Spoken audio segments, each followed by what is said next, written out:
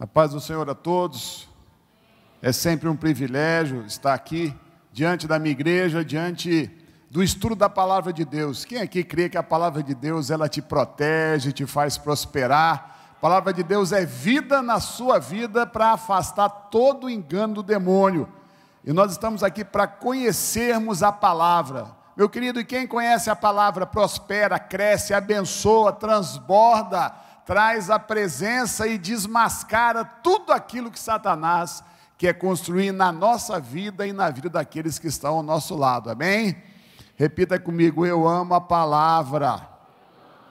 E nós amamos a palavra de Deus, e hoje nós vamos aprender sobre um homem de Deus, um profeta que Deus usou poderosamente, um homem que trouxe a mensagem que, se fosse pregada nos dias de hoje, seria absolutamente pertinente.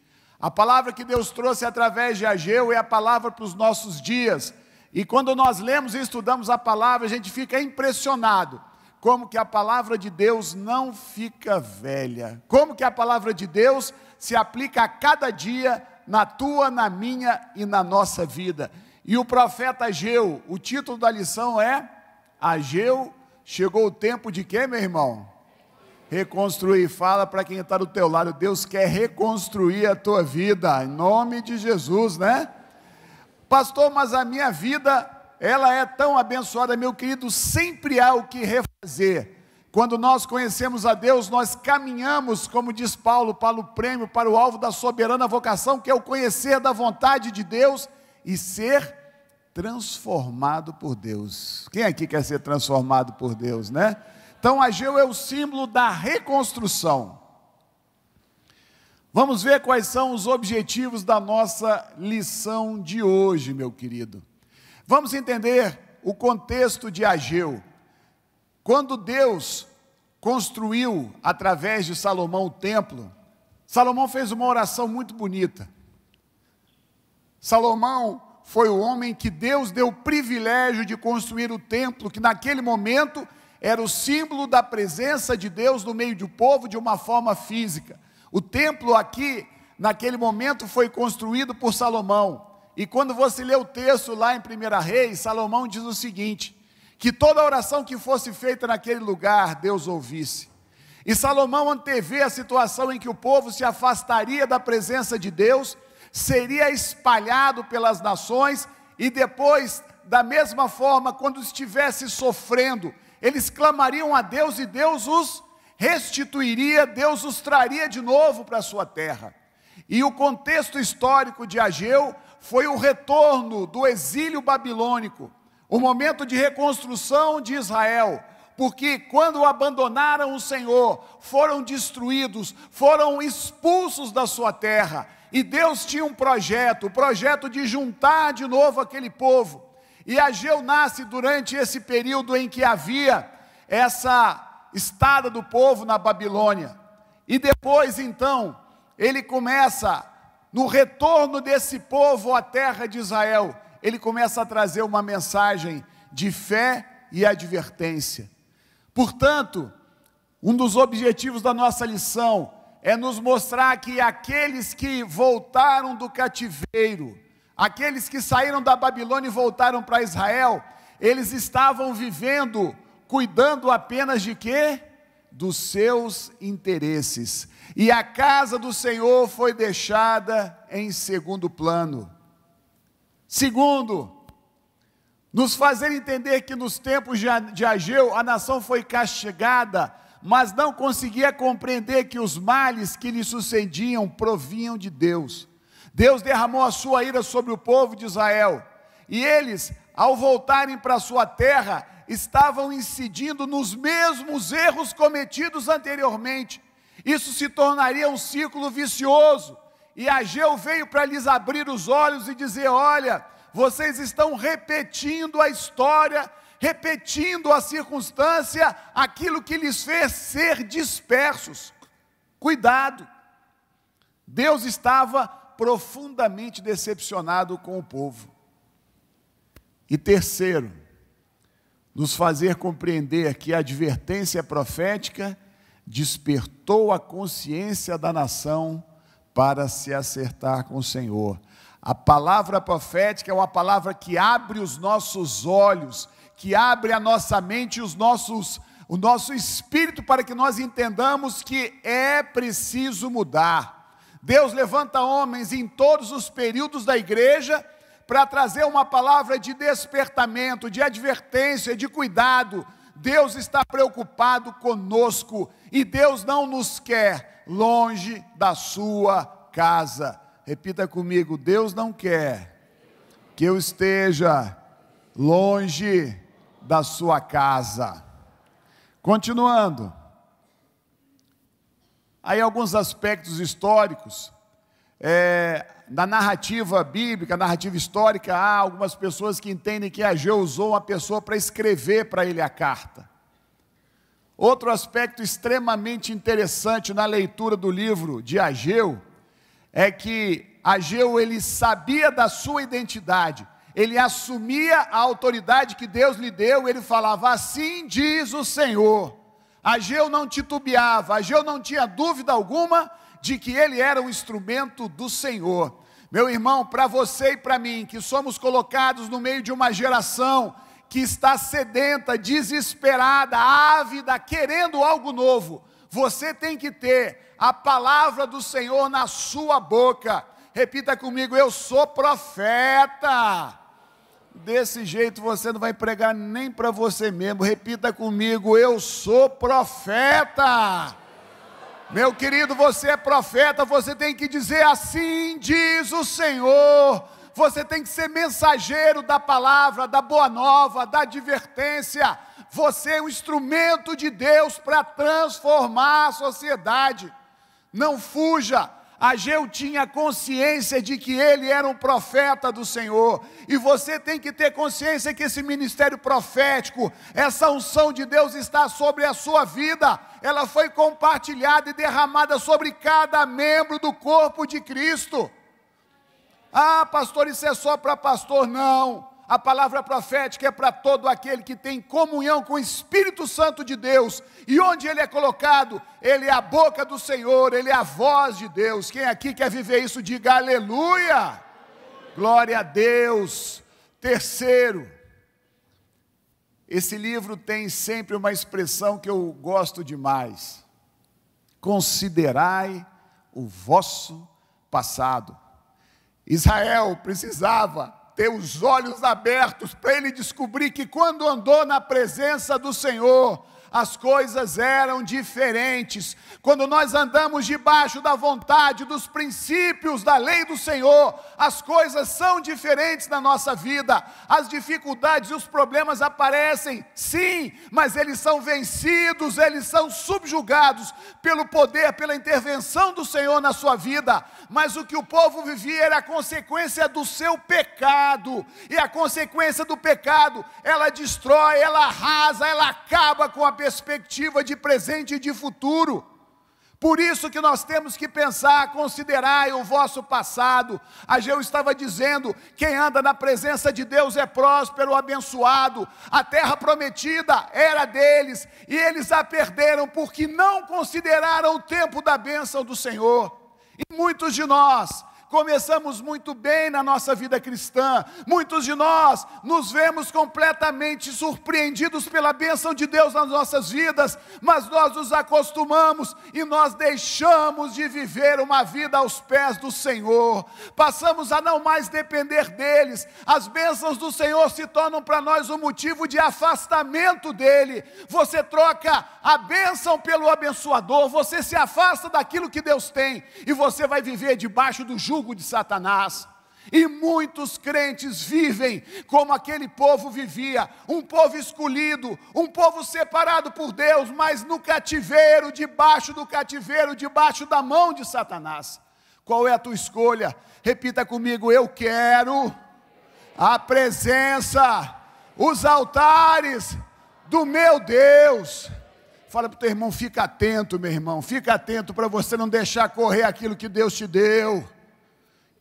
Continuando, meu irmão, Ageu no hebraico significa Hag ou Hagias, e a palavra Hag significa festa ou festivo. De acordo com a tradição, de acordo com estudos, Ageu significava festa ou festivo. Mais um pouquinho. Ageu retornou do exílio babilônico ainda criança, por volta do ano 538 a.C. Por isso que seu nome não constaria na lista daqueles que voltaram do cativeiro, que essa lista é numerada no livro de Esdras, se eu não me engano. Qual que é a mensagem central do livro de Ageu? Exortação e encorajamento. Isso aqui é interessante porque a exortação somente, ela pode produzir na pessoa um desânimo. A exortação somente pode trazer a falta de vontade de lutar, porque a pessoa é tomada da consciência daquilo que ela fez de errado. Mas o homem de Deus, a palavra profética, ela exorta, mas ela encoraja.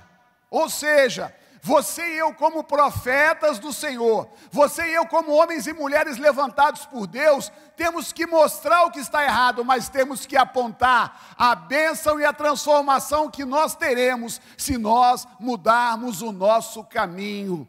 Você, ao ver alguém chafurdando no pecado, chafurdando naquilo que Deus não deseja, mostre a ele que ele está errado, mas aponte para ele o caminho, a solução. Você é um arauto do Evangelho, das boas novas, da mensagem que transforma, porque você só vai mudar se você descobrir que é algo que Deus tem para você.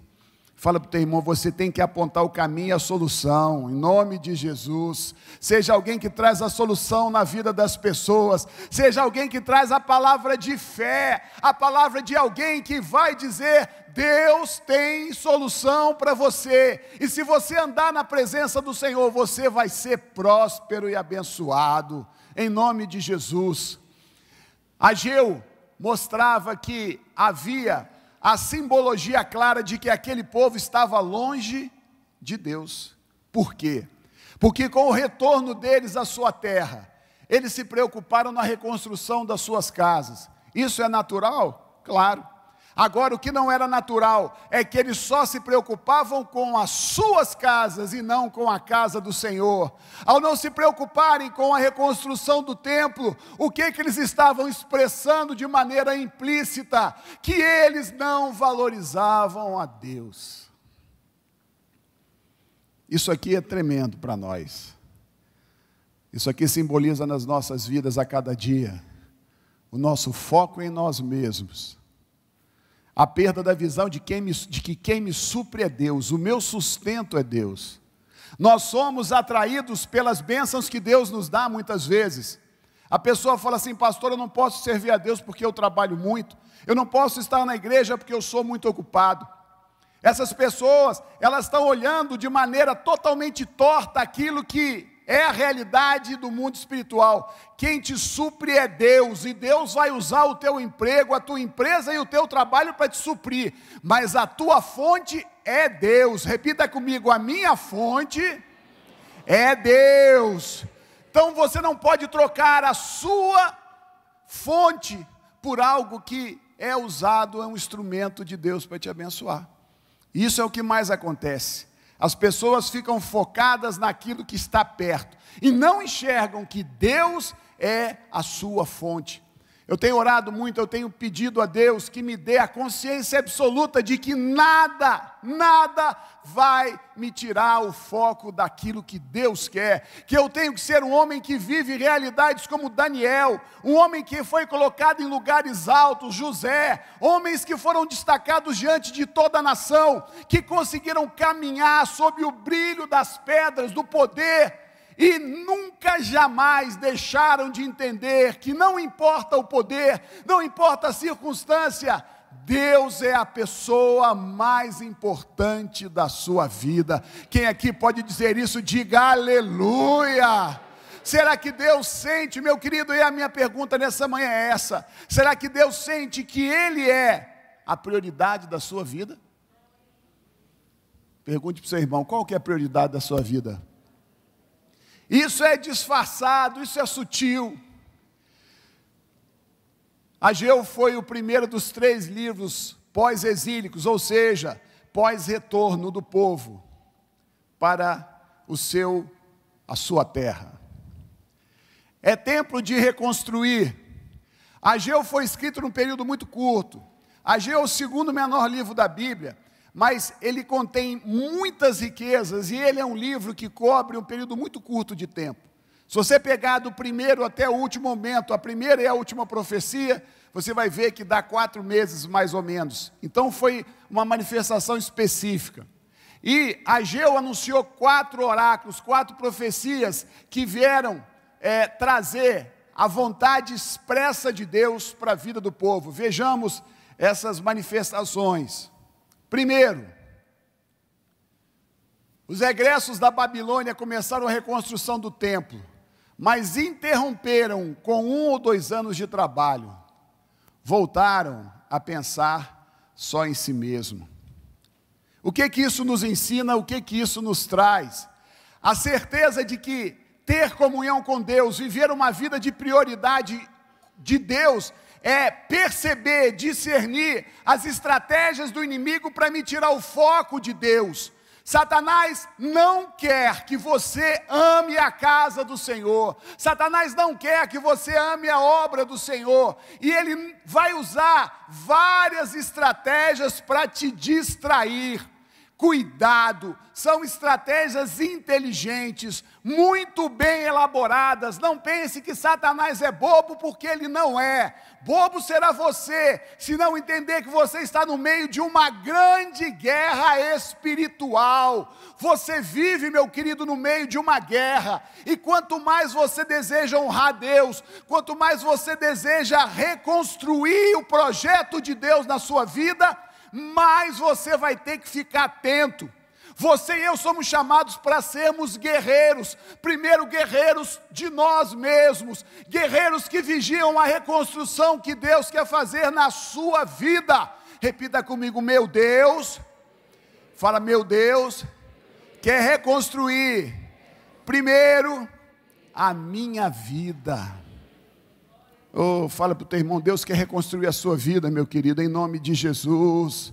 E esse é o tempo de reconstruir a sua vida. E aquele povo, quando começou a se deparar com as dificuldades, com o desânimo, inclusive a narrativa do livro do profeta Esdras, é justamente a reconstrução do templo. Quando nós reconstruímos a presença de Deus, os altares do Senhor na nossa vida, nós vamos encontrar muita dificuldade.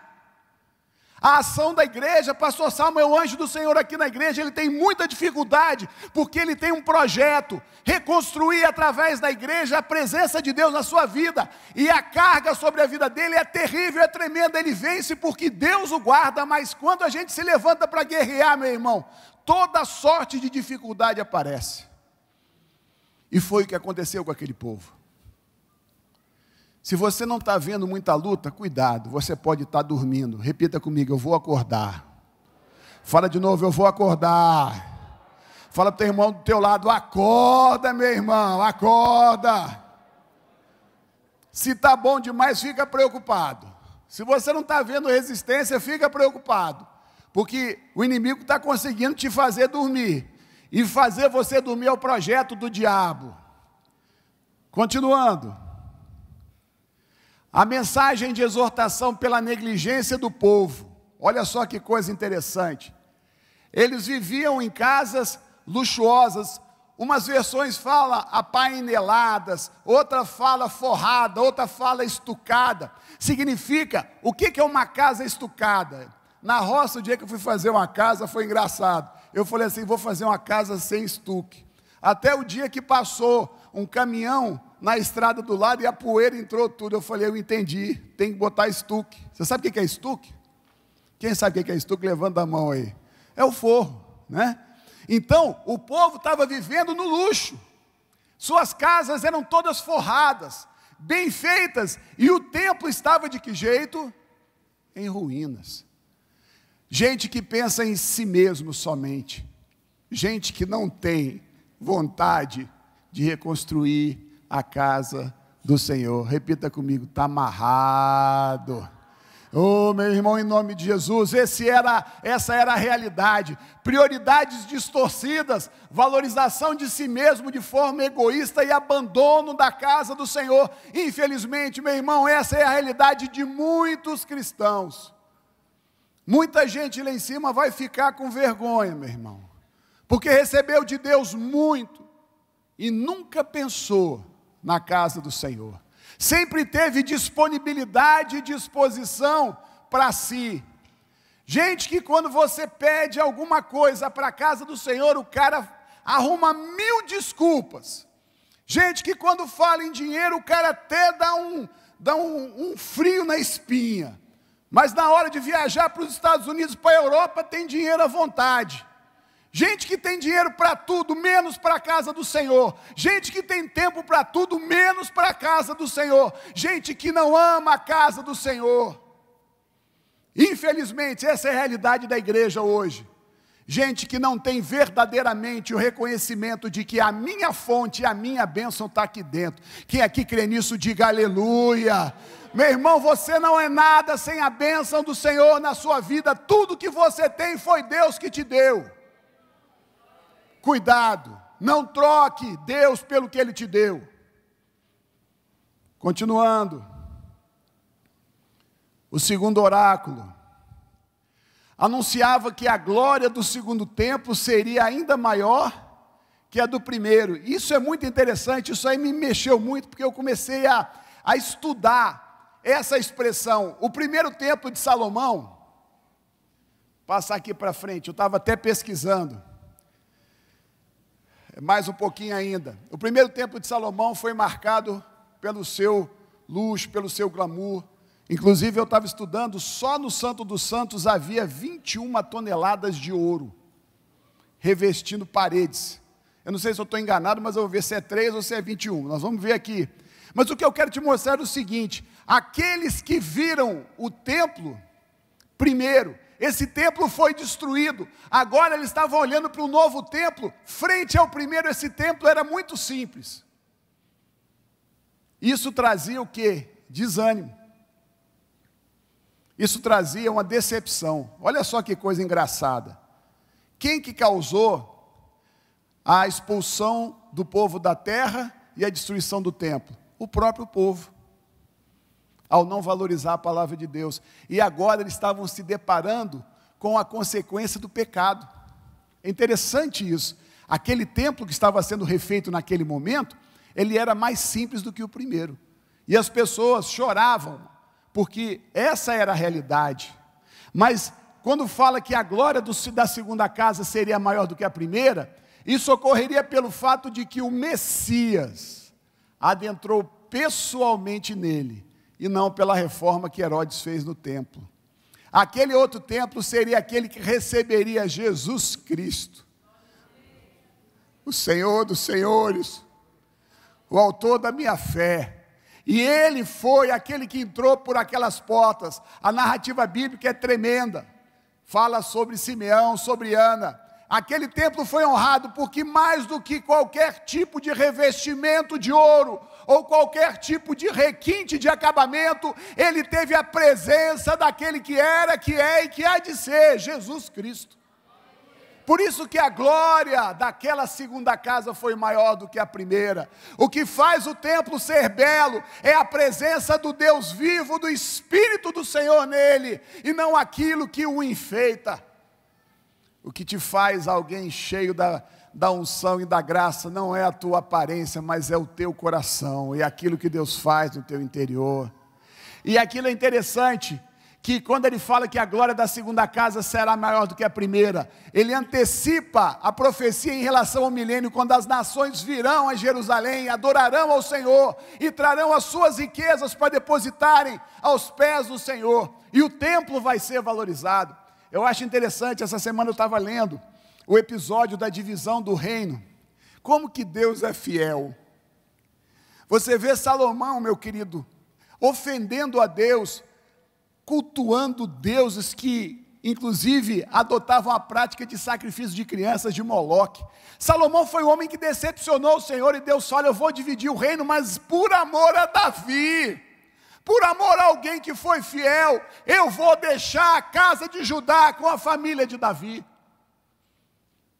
Deus teve misericórdia e resguardou Judá. E ele falou, lá vai ser, e ele fala assim, eu escolhi Jerusalém.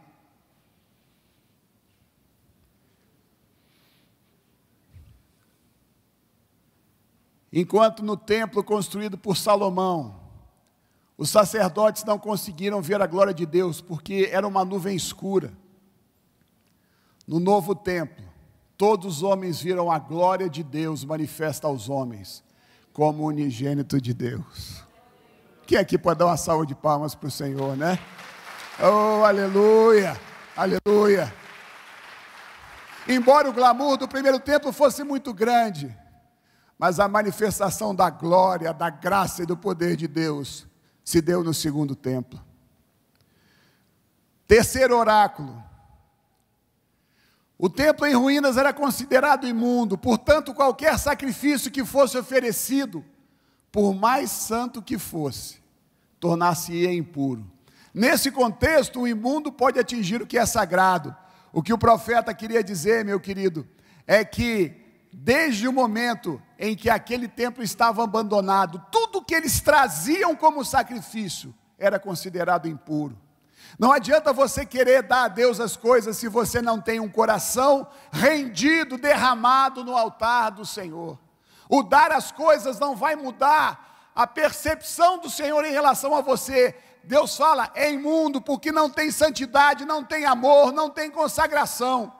Tudo que não vem do nosso coração, do fundo do nosso coração, fruto de uma consagração sincera, não toca no coração de Deus. É considerado, como naquele momento foi, algo imundo.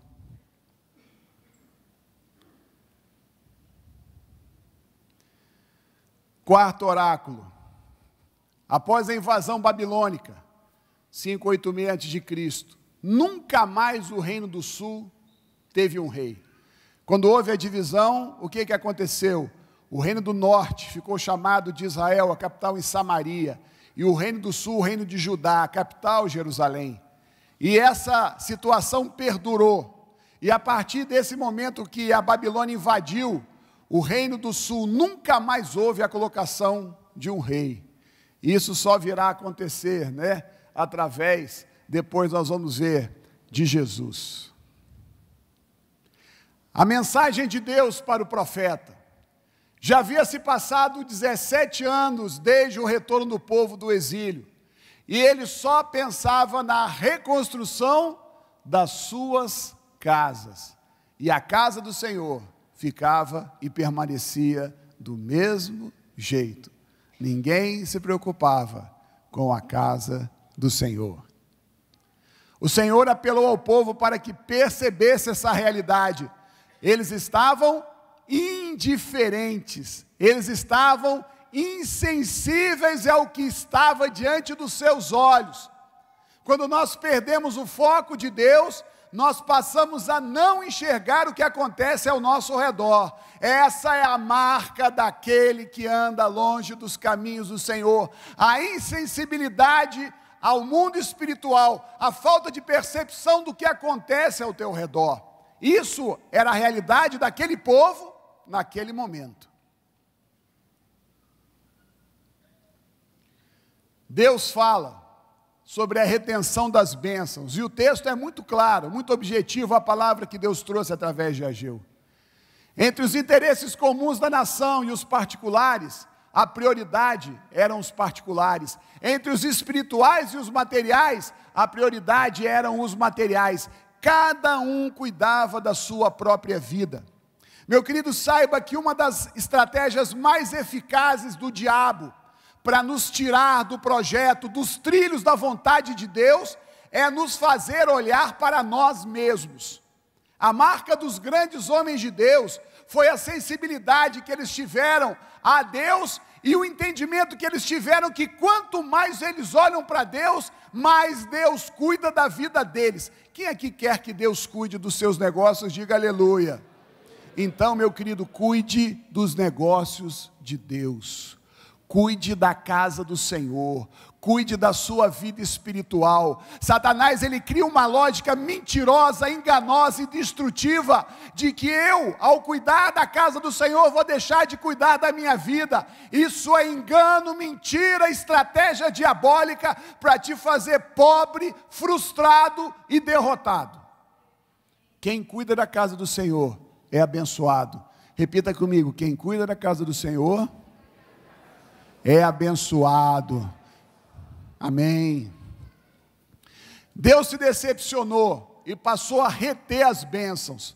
E o texto é interessante, impressionante e objetivo. Ele diz assim: olha, comiam e não se sentiam saciados, vestiam-se e não se sentiam aquecidos. O que eles ganhavam, o salário não dava para nada. Isso é a realidade de muita gente. Muita gente que conhece a palavra, que conhece a verdade, mas insiste em caminhar de acordo com a sua visão, com a sua necessidade. Pessoas que ignoram que ser feliz é cuidar da casa do Senhor. Meu irmão, quando eu falo cuidar da casa do Senhor, eu não estou dizendo que você tem que ser o pastor da igreja, mas eu estou te dizendo que você, como membro de um corpo, tem um papel a desempenhar na igreja. Que você, como membro de um corpo, tem uma missão que Deus te deu, e se você não contribui com esse corpo, se você não cumpre a sua função, você está fora do projeto e do propósito do Senhor. Essa é a mensagem. Eu não estou dizendo que você tem que ser o pastor, mas você tem que ser alguém que cuida da menina dos olhos de Deus. Você sabe quem que é a menina dos olhos de Deus? A igreja do Senhor. Cuidado, quem vive achando que a igreja é lugar de passeio no domingo, está enganado.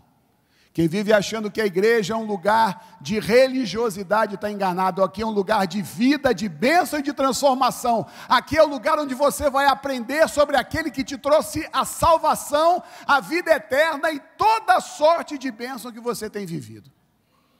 Cuidado.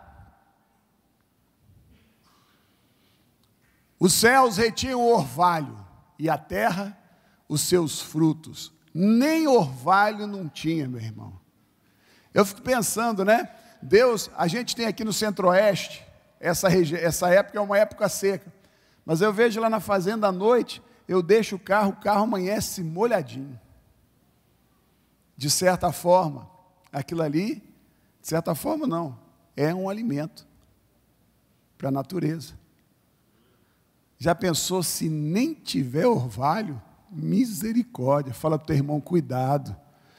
Pode faltar muita coisa na tua vida, meu irmão. E o negócio é feio, é complicado.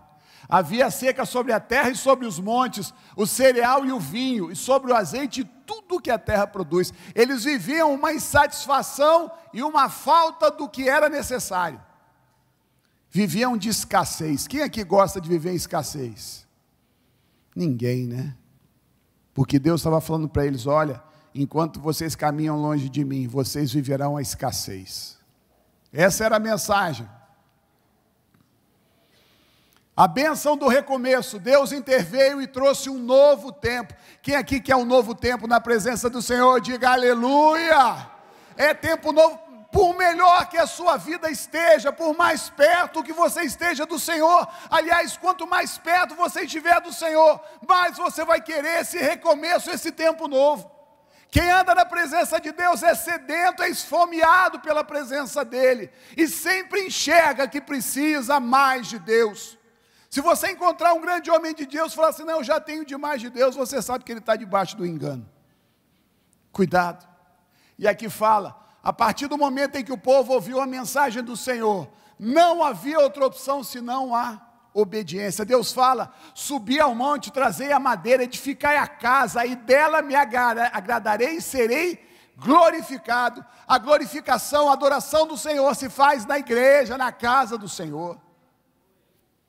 A obediência mudaria a sorte do povo.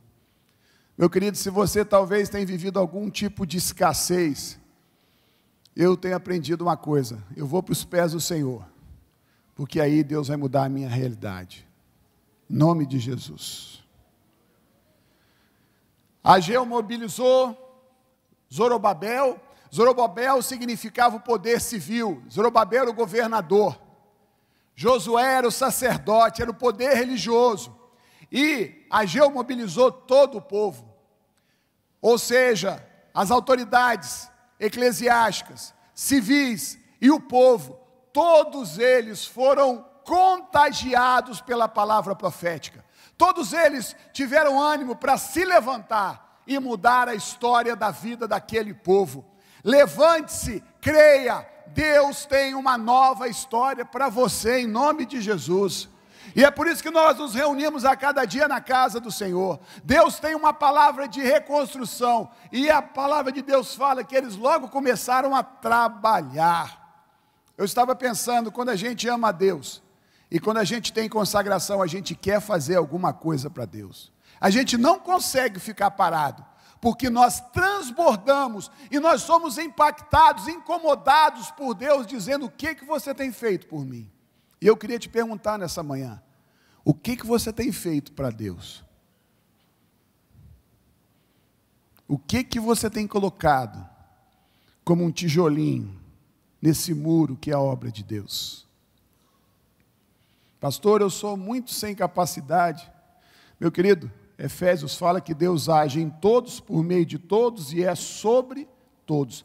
Não há ninguém que não tenha como ajudar, que não tenha como não ajudar, ou seja, todos podem ajudar na construção da casa do Senhor.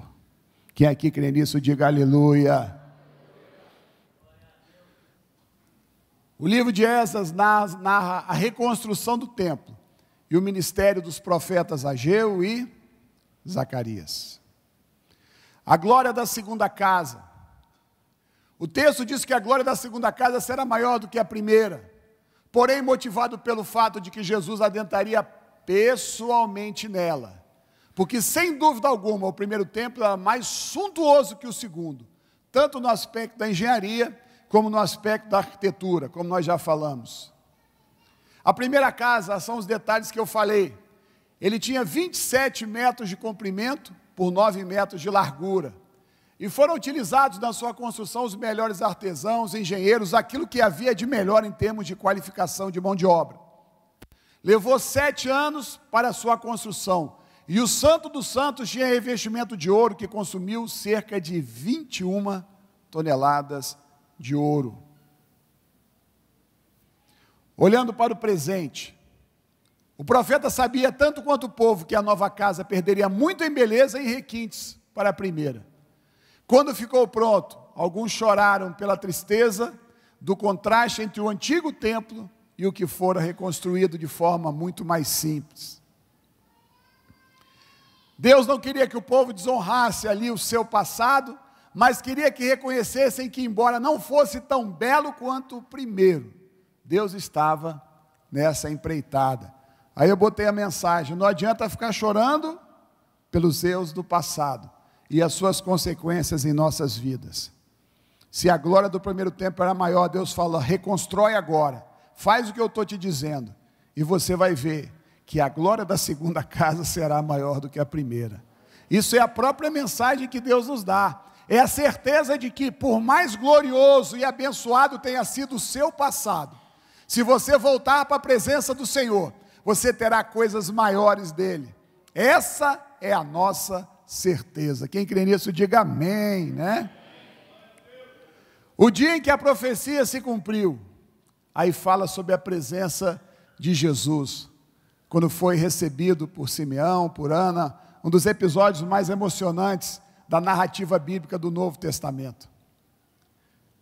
A partir da obra de Cristo, nós passamos a ser o quê?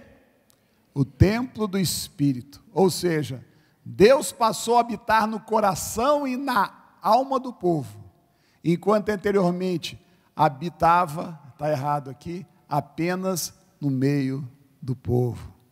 Deus, ele deixou de ser alguém que habitava no meio, para ser alguém que habitava nas pessoas. Quem aqui quer a habitação do Senhor na sua vida? Glória a Deus. Isso aqui é tremendo, isso mostra uma transformação poderosa. E a questão do anel de selar, né? O anel de selar, historicamente falando, era a marca de alguém que tinha autoridade. ele cravava na sua mensagem, mostrando, e aquele selo era algo extremamente pessoal e inconfundível. E a Bíblia fala que Zorobabel era um anel de selar em sua própria mão e que tinha valor, porque ele estava representando naquele momento a vontade de Deus. Zorobabel tinha a marca, tinha o selo da aprovação de Deus e da sua utilização como instrumento da manifestação e da implantação da vontade de Deus. Você e eu, dentro da igreja, nós mostramos, nós selamos com a manifestação da presença de Deus nas nossas vidas. E ele representou a figura de Cristo, que naquele dia será o anel de selar. Ele virá como Rei dos Reis e aquele que tem toda a autoridade. Quem aqui crê nisso, diga amém, né, meu querido? Zorobabel, ele representa a casa de Davi, isso aqui é interessante, e a retomada da linha messiânica interrompida pelo exílio. Zorobabel restabeleceu a linha davídica de reis que culminaria no reinado milenar de Cristo. Zorobabel aparece na linha de Cristo, tanto no lado de José, quanto no de Maria. Interessantíssimo. Aquele que foi usado por Deus, foi honrado por Deus. E ele restabeleceu o reinado davídico, que chegou até Jesus. Jesus foi chamado de quê? Filho de Davi. Oh, aleluia. Lições que a gente tira. Primeiro, quais são as nossas prioridades? Meu querido, você precisa passar pelo raio-x de Deus, ou pela tomografia de Deus. Esse dia eu fiz um exame que eu fiquei impressionado. Eu estou com um probleminha de cálculo renal, aí eu passo debaixo de uma máquina chamada tomógrafo. Meu irmão, na máquina mostra um cálculo com 2 milímetros. Eu fiquei encabulado. E a gente passa debaixo dele com cobertor, porque o lugar que faz o exame é frio. Quem aqui quer passar pelo exame de Deus? Levanta a tua mão, meu irmão. Levanta a tua mão, porque Deus quer que você passe por essa verdadeira prova, e que você veja o que é a verdade da tua vida. Nós estamos aqui hoje de manhã para que os teus olhos sejam abertos, para que você seja totalmente constrangido pelo amor de Deus, e que você descubra quais são as suas verdadeiras verdades ou prioridades. O que você fala pode não ser aquilo que você vive. Segundo, rejeite uma atitude derrotista, quando nós nos deparamos com oposição à situação desanimadora. Todas as vezes que nós nos dispomos a reconstruir os altares do Senhor na nossa vida, haverá resistência. Pessoas que você ama, que você admira, se levantarão, farão chacota, pilhéria, vão tentar ironizar. As circunstâncias da sua vida financeira podem até piorar, porque Satanás não quer que você viva o melhor. João 10,10 fala que o ladrão veio para roubar, matar e destruir, mas Jesus veio para que nós tivéssemos vida e vida com abundância. Para chegar na abundância tem que vencer o inimigo. Não se iluda. Para chegar na abundância, você tem que vencer a resistência. Confesse seus fracassos e busque viver uma vida pura diante de Deus. Não seja como, qual que enfia a cara na terra? É avestruz ou ema? É avestruz. A avestruz, ela acha que ninguém está vendo ela, ela bota a cara dentro de um buraco. Cuidado, tem muito crente avestruz, né? Ele está achando, né, que não está acontecendo nada, está todo mundo vendo, só ele que não viu ainda. Haja corajosamente, porque temos a certeza de que Deus está sempre conosco, está em pleno controle de todas as circunstâncias. Descanse nas mãos do Senhor seguro, porque Ele vai te abençoar quando você o serve fielmente. Eu quero que você me mostre o exemplo de alguém que serviu a Deus de forma fiel e que não foi vencedor. Não existe.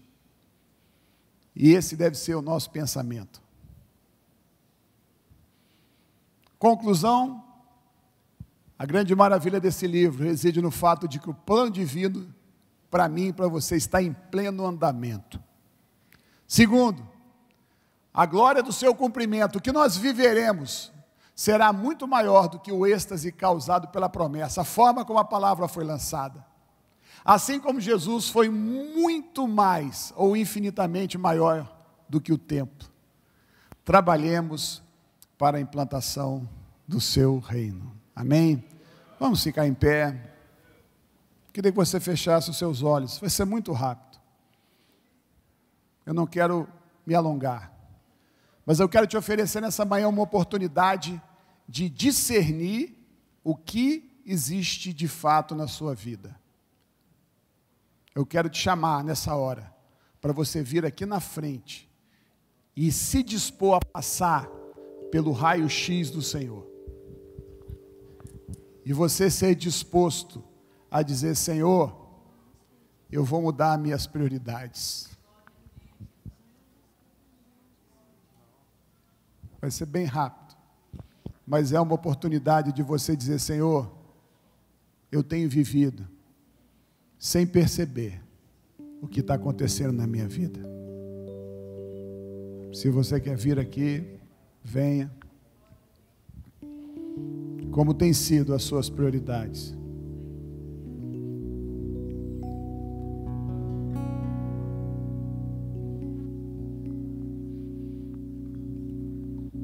Que Deus te faça, meu querido, alguém que entende que as suas prioridades têm que ser mudadas por Ele. Enxergue isso.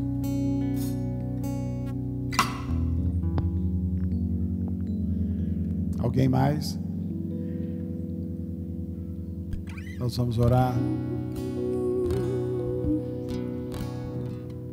Senhor, obrigado, Pai, porque aqueles que estão aqui na frente enxergaram que o Senhor não tem sido prioridade como deveria. Senhor, eu quero me colocar, Pai, junto desses que aqui estão, Pai.